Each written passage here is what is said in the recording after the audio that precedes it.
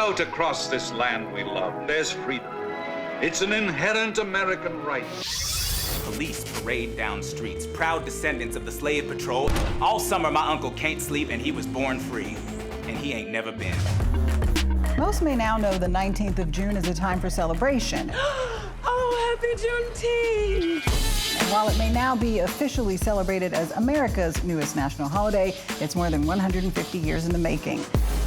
So if Juneteenth marks the official end of American slavery, why is it just now becoming a marker in American history? It was still hard after that. White governments brought in Jim Crow and tried to bring things back as near to slavery as they could get it. The holiday and its meaning re-entered the national consciousness as we reflected on the life and death of George Floyd. This day is about more than the emancipation of slaves. It's about passing down the history of a people. So join us this Juneteenth as we celebrate and continue the work of those who came before by honoring our traditions, investing in our communities, and sharing the resilience and the joy that is the Black experience. There is the ability of our community to create wealth, and then there is closing the wealth gap.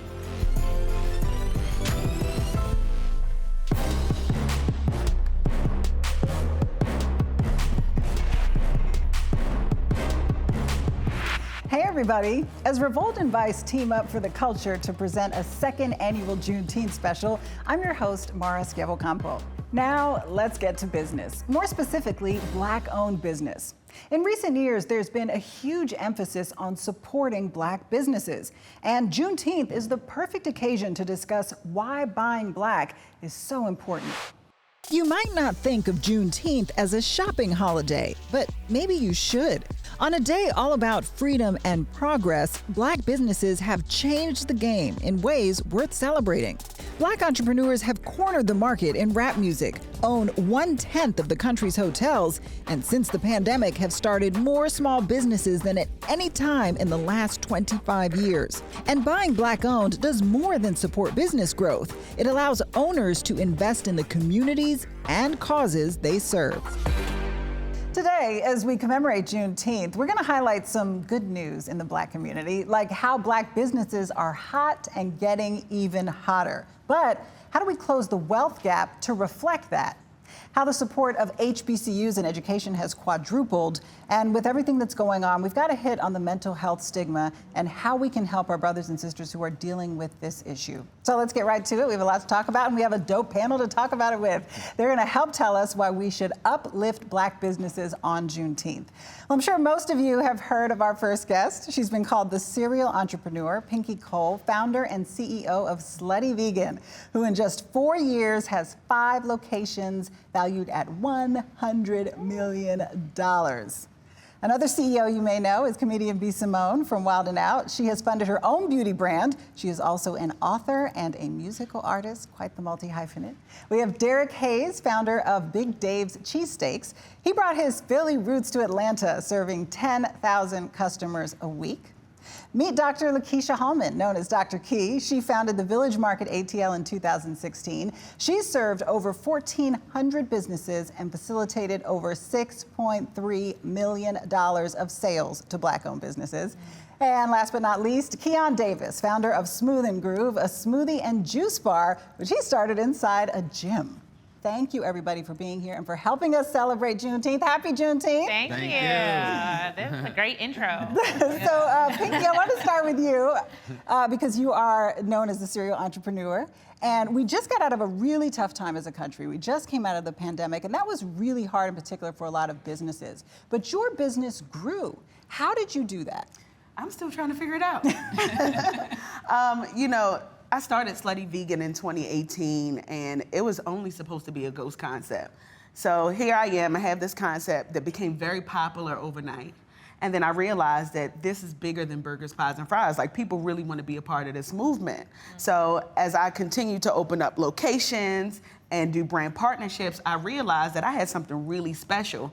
And what I had was a weatherproof business. And I don't know if y'all ever heard of that before, but a weatherproof business is, it don't matter if it's raining, sleeting, snowing, hailing, your business will still thrive and be successful. So during the pandemic, at first we were trying to figure out like, what the hell is going on? What is a pandemic, right? So many of us were trying to figure out what it meant, how it would affect our businesses. And as a socially responsible entrepreneur, I knew that I had to make some really tough decisions. So I closed my business for about 2 weeks. And that was the best decision I ever made, because what it did is it allowed me the opportunity to really step back and recharge. And when I came back, it was over with. Yeah.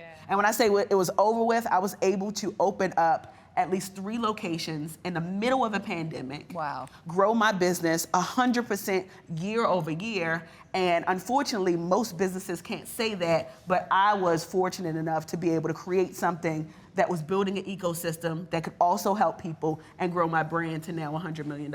So I'm excited about that. Congratulations on that. That is quite an accomplishment. Yeah. So since you are the boss, I want to turn this over to you because you are our business expert here. I want you to lead this conversation, and it's all family. So I'm going to let you take this portion away. I want to start with the Village Market queen herself, Dr. Key, who is one of my very, very close friends. Talk to us about what is the hardest advice that you've ever gotten and how you've been able to use that advice and apply it to your business to make it successful. Of course, you'll start with a hard question. So thank you, friend. But I'm super happy to be here. Now, I believe that hard advice that I've gotten from mentors, even from family, is that everybody can't go. When I first heard that, I was in all of my naiveness and cup half full personality that I'm gonna take everybody. Yeah. And I remember my mentor saying, my grandmother saying, everybody won't be at the end with you, and half will cut off in the middle. And I think for entrepreneurs, it's very important to know that you got your starting team, the people that's gonna help you out the gate.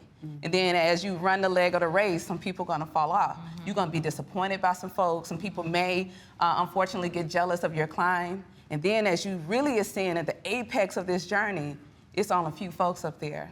But then what I also learned from that advice is that when you get to that apex, you get new friends. You get the Pinkies of the world, the D's of the world. People will be there every leg of the journey. Yeah. So that heart can stay on your sleeve, but no, it's gonna get knocked off. That's a really important note, because as we grow our business, myself especially, I realized that your team is only as good as the people that you choose. Yeah. So Derrick, by the way, y'all know who Derrick is. I don't know. Does everybody know? If you don't know, just look down. Where's the camera? We heard this interview already. Derrick, talk to us about, and I think that this is very important. Oftentimes when we start small businesses, we do everything ourselves, right? Like in the restaurant space, we're the fry cook, we flip the burgers, we shake the fries. But there comes a time where you have to stop working in the business and you gotta start working on the business in order for it to grow. So talk to me about how you were able to do that, and if there was any difficulty along the way, and what advice would you tell other entrepreneurs who are in the middle of trying to figure out, when do I leave, how long should I stay, and when is it time to really like let go of control and grow my business? Well, that's a good question. Well, I think first you gotta start out with saying whether you wanna be a worker or you wanna scale your business, because I sat with a billionaire and he said, if you could step out your business and people still will like your brand and it's still able to get the same popularity and people love the food, then you got something that will scale. Now for me, it was hard because I was the fry cook, I was the cashier, I was making cheesesteaks, I was halfway accounting, well, as much as I knew. But I think all realness of it is you have to be real with yourself and say, listen, I can't run this by myself. If people get used to just looking at me, their business can't grow. So I had to step out when I grew my downtown location. It was the hardest thing I had to do, like, getting off the grill, because I was used to people saying, Big Dave, make the best cheesesteaks, and everybody walking up to me. But then I had to say, I want my employees now to deliver the same quality of food that I started in 2014. And I think the hardest thing still today is getting people to take that same culture from location to location to location.